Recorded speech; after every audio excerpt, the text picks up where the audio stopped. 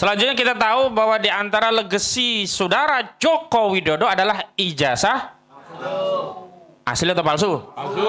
Palsu atau palsu? Palsu. Nah, karena itu saya minta Bang Muslim Arbi yang kemarin menggugat dan akhirnya juga ya prinsipilnya ini untuk menyampaikan pandangannya. Legasi ini apakah akan diwariskan oleh Prabowo kepada kita? Makasih. Bismillahirrahmanirrahim. Assalamualaikum warahmatullahi wabarakatuh. Waalaikumsalam. Para senior, para ustadz, para ulama, para advokat, ya kan, para aktivis semua, teman-teman media. Bismillahirrahmanirrahim. Sebelum saya masuk ke ijazah palsu, ya kan, saya mau bicara pemilu palsu. Saya mau mengawali dengan pertanyaan, apakah ini pemilu dilakukan oleh pemerintah Indonesia atau ini pemerintah Cina? Nah, itu dia. Menurut pendapat saya, pemilu hari ini adalah pemerintah Cina mengadakan pemilu yang dilaksanakan oleh gubernur jenderalnya di sini. Ya kan? Kenapa demikian? Saya punya alasan kuat. Pertama, Jokowi minta 3 periode. Lalu kemudian memanfaatkan Luhut, ya kan, Imin, kita harus menyebutkan juga, lalu Jul, ya kan, orang-orang yang tersandra, ya kan, untuk menggerakkan ini dan gagal, ya kan. Itu yang pertama. Meminta Megawati agar supaya mendukung 3 periode. Megawati menolak. Lalu kemudian terjadi pertempuran keras dan dia kemudian punya capres sendiri, ya kan. Itu alasan yang pertama. Alasan yang kedua, bahwa Cina menggelontorkan uang, ya kan, dalam Pilpres 2024 ini. Terakhir ketemu di bulan Juli di Chengdu. Ya kan, Chengdu 125 triliun. Logikanya apa? Ini kan sudah mau habis. Ngapain lagi ngasih uang? Itu loh. Uang itu untuk apa? Juga tidak jelas, ya kan? Nah, itu. Yang kedua. Yang ketiga, Pilpres ini langsung ketua tim sesnya adalah Joko Widodo. Nah, cawe-cawenya itu. Dan cawe-cawenya itu masih dicabut. Dengan cawe-cawe itulah menggerakkan Panglima, menggerakkan Kapolri, menggerakkan para menteri, para gubernur, sampai kepala-kepala desa. Yang keempat, menggunakan APBN untuk membiayai bansos, untuk bagi-bagi. Dan kemarin dibuktikan di sidang MK kemarin. Jadi, saya punya kesimpulan bahwa KPU, ya kan, Bawaslu, DKPP, dan MK itu adalah alat-alat untuk mendukung pemilu Cina di Indonesia ini. Kalau tidak terima, kita berdebat. Nah, oleh sebab itu, saya punya keyakinan sampai hari ini, ketika MK dengan sidang pura-pura, sidang pura-pura itu, apa buktinya? Soeharto itu kayak benar aja itu kan, gitu. Soeharto itu kan hebat betul Soeharto. Wah, dramatisasinya ini itu macam-macam lah, ya kan? Ujungnya konyol, letoy, ya kan? Itu kan menipu dia itu kan dia. Konon katanya dia punya kasus tersandar dengan persoalan BLBI, ya kan? Jadi saya punya kesimpulan bahwa Pilpres 2024 itu adalah pemilu dilakukan oleh Xi Jinping untuk mengawal investasi Indonesia, ya kan, agar supaya aman dan lancar dan segala bentuk demokrasi itu di bumi hanguskan. Mau demo di KPU, demo di Bawaslu, bahkan saya sama Bang Egy mau diserbu anak-anak Ambon kan kemarin itu ya, di Bawaslu. Begitu juga demo di DPR. Semuanya itu dianggap tidak ada, nihil semuanya. Demo di MK nihil semuanya. Harus jalan. Nah itu yang pertama. Jadi sampai hari ini saya punya kesimpulan bahwa ini adalah pemilihan presiden versi Cina. Kenapa? Belum diumumkan, Prabowo sudah diundang duluan. Ya kan? Kemudian sebelum pengumuman MK, itu datang Menlu Cina ke sini. Ngapain coba? Jadi saya punya kesimpulan dengan beberapa indikasi tadi itu bahwa ini adalah pemilu Cina di Indonesia. Dan Indonesia sampai hari ini sudah menjadi negara bagian Cina. Indo-Cina. Jadi oleh sebab itu kalau misalnya di Konawe, di Halmahera terjadi pengerukan sumber-sumber daya alam, nikel dan sebagainya, kita protes, dilawan oleh aparat. Memang itu apa? Ini negara siapa sih kan itu masalahnya? Dipimpin oleh itu tadi, kepala toksisnya. Luhut Binsar Panjaitan. Kepala toksis. Nah, itu yang pertama. Yang kedua, Nah ini, kita harus menyatakan sedih.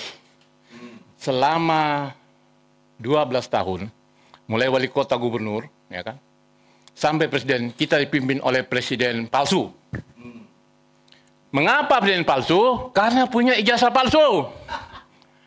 Ijazah palsu dari mana? Sudah dibuktikan oleh pengadilan, Bang Egy, Saudara Ahmad, ya kan, dan pengacara-pengacara yang lain. Di PN Solo, di PT Semarang, dan Mahkamah Agung. Inkrah. Jadi, wahai 270 juta rakyat Indonesia, Anda itu punya presiden palsu. Saya bertanggung jawab atas omongan saya ini. Dan rencananya, hari Senin saya akan melaporkan Joko Widodo ke Mabes Polri supaya ditangkap. Kenapa? Ada itu kepala desa, ya kan, punya ijazah palsu ditangkap. Nah itulah. Nah kenapa presiden punya ijazah palsu ditangkap? Ada apa dengan polisian kita nih? Kan itu masalahnya kan. Itu yang pertama. Yang kedua, hari Senin juga kami akan melaporkan Saudara Otto Hasibuan memberi keterangan palsu pada persidangan PN Jakarta Pusat bahwa mengatakan ijazah Jokowi ada. Mana barang itu? Nah, mana barang itu? Kagak ada. Jadi, musim teman-teman akan melaporkan Saudara Otto Hasibuan. Ketua apa itu? Advokasi apa? Pradi. Ketua Pradi. Jadi jangan mentang-mentang Anda Ketua Pradi, kami nggak takut. Kami akan melaporkan Anda ke polisi untuk, karena itu ancaman 7 tahun, ya kan, memberikan keterangan palsu di pengadilan. Nah, oleh sebab itu, ya, dan kemudian kami akan ke KY dan ke Badan Pengawasan di Mahkamah Agung, ya kan, melaporkan hakim-hakim PN. Bayangkan saja itu, hakim PN itu untuk memeriksa syarat formil saja 5 bulan. Surat kuasa itu ya? Surat kuasa 5 bulan, bagaimana tuh? Dan saya akan minta supaya Guinness Book of Record mencatat bahwa ini adalah persoalan luar biasa. Salah satu di antara keanehan dunia adalah negara Republik Indonesia punya penduduk 270 juta tapi dipimpin oleh seorang presiden palsu. Jadi kita minta supaya Guinness Book of Record memuat ini. Saya kira itu yang paling penting. Nah, terakhir. Nah, saya minta ini Mas Bowo jangan lagi menghidupkan Orde Baru Jilid 2 atau New Orde Baru, ya kan? Kan kita semua sudah tahu 30 tahun seperti apa kan itu dia. Ya, jadi jangan karena maaf pegang burung di depan LC, di depan Xi Jinping, lalu kemudian melahirkan tangan, kita negeri paling kaya. Jangan ada mengemis. Semua ada. Arab Saudi itu cuma minyak saja dia kaya. Kita semua punya ada. Kita bagaimana sih? Semua minyak, batu bara, air, udara pun ada semua. Jadi jangan kita mengemis.